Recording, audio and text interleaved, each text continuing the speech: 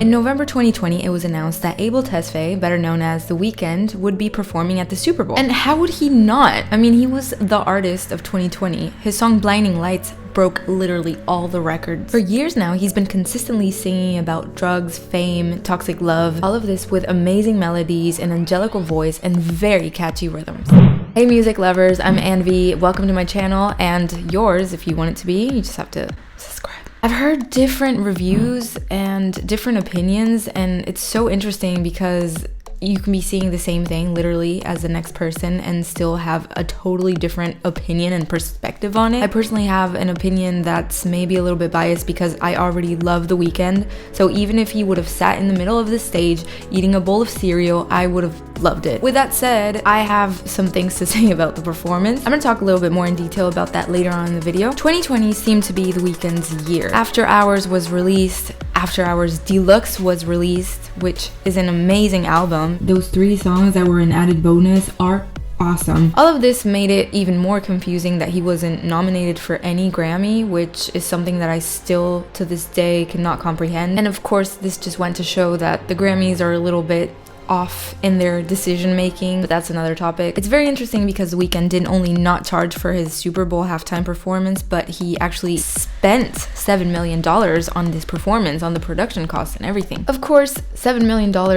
is absolutely nothing when you know the amount of exposure that you get with a Super Bowl performance. His face and his persona are more recognizable than ever. And who would have thought that this was gonna happen after 10 years ago he just released his first mixtape, House of Balloons, and now he's at the Super Bowl. He's definitely grown a lot and evolved as an artist. I would say he changed drastically. He was a little bit more underground at the beginning, and now he is moving towards the mainstream, but it's still very much his own style, and it's not something that you would expect to see at the Super Bowl normally. Honestly, if it hadn't been for Blinding Lights, I don't know if this would have been happening, because Blinding Lights was the song of 2020 and possibly the song of the century. It definitely broke all the records, and it's not surprising that this song is so loved by everybody, considering it has elements from the 80s, 90s, and from the present, of course. That all mixed with Max Martin's production and Abel Tesfaye's amazing voice and style. The amount of exposure that he got is incredible, and it makes you understand why he would want to spend $7 million from his own pocket. So 97 million people watched the Super Bowl. I'm thinking this is basically TV, which not that many people watch anymore. 23 million people have watched the YouTube video. So as of today, which is February 11th. And of course, you have to factor in the fact that this helps a lot with his upcoming tour, which will be in 2022. This whole week, I've been getting ads for his tour because he's coming to Berlin. And by the way, today I checked and I saw that there were only a few seats left. But to be honest, I don't know. It's kind of risky because you don't really know. I mean, I'm really hoping, have my fingers crossed that by 2022 it's gonna be fine and that we're gonna be able to go to concerts, but you never know. So yeah, this definitely helped him sell tickets, definitely helped him with his music. Sales went up 385%.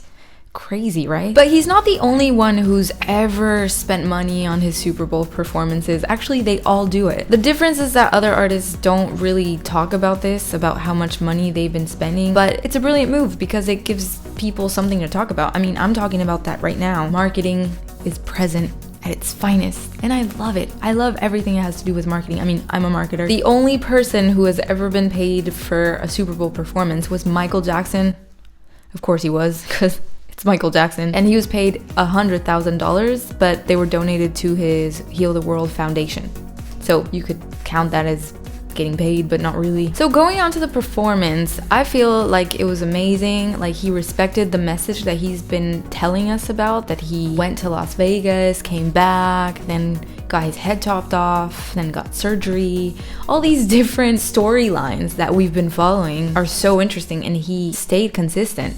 And I love that. But I'm just wondering what people who aren't his fans and who happened to watch the halftime show must have thought, seeing these men with bands around their heads, and it must have been so confusing. But even if you don't know what's going on, you still find it entertaining and it makes you curious, which is a very important element in The Weeknd's performance and his persona in general. He's very mysterious, very enigmatic. You never know what's going on. Again, his marketing strategy is great. The fact that he doesn't give interviews, that he doesn't come out very much, that he's very mysterious. It works really, really well for him. It might not work well for other artists. I think if other artists did that, it probably wouldn't work for them. But for The Weeknd, it works. Why? Because his whole persona is enigmatic and mysterious. I was very pleased to see an interview the other day, the day before the Super Bowl, and then he has this sketch with James Corden, and I couldn't believe that I have heard this man so many times and I hardly even know what his voice is like, because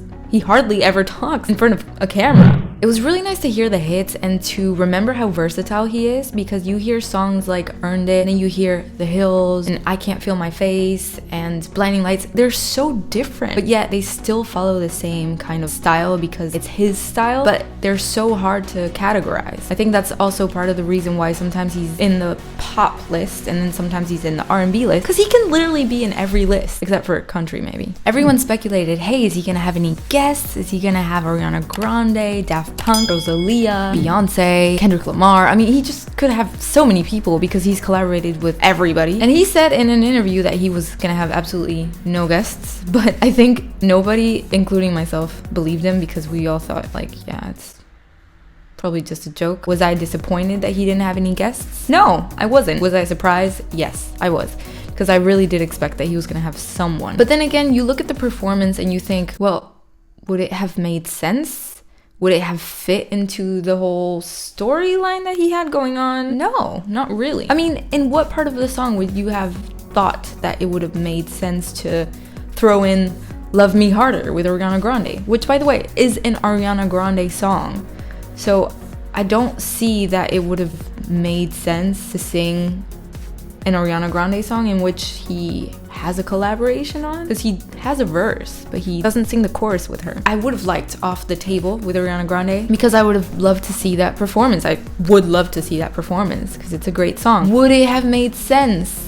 No, it would not have fit into the performance. Definitely not. And remember, you only get like 13 minutes to perform all of your hits. And of course he didn't perform all of his hits, because there's so many songs that he didn't perform that I love. I would have loved to hear every single song on After Hours Deluxe. I guess that's why you have concerts and tours to go to, but when are we gonna have that? Well, who knows. What's your favorite halftime performance? Do you have anyone in particular that you love? My personal favorite up to now has been Beyonce, definitely, and last year, Shakira and Jennifer Lopez. Amazing. So yeah, let me know in the comments which one you've liked the most. I feel like I just have to have like a marathon and watch every single one of the performances, because I heard Diana Ross was amazing, and yeah, there's been so many great ones. Also, people expected him to dance, and he did dance. He didn't dance like the backup dancers, but he danced. He definitely danced. That stadium normally fits up to 75,000 people, and that day there were 25,000 people there. So he definitely did the best he could with the resources that he had, and $7 million. And I don't understand why people are saying that he should have done more, or that he didn't have enough elements or enough dancers or enough, I don't know what. And the other thing is his connection with the camera, the way he interacted with the camera and looked at you straight in the eye. I felt like he was singing to me. I felt like, oh my god, I felt like he was like intruding my privacy. It was amazing. So that's it. That's the video. That's my opinion. I hope you enjoyed it, and if you didn't, comment below and let me know what yours is. And if you want to see more videos, click up here or go to the description. Thank you so much for watching. Don't forget to like and subscribe if you haven't done so already, and I'll see you on the next video. Mwah.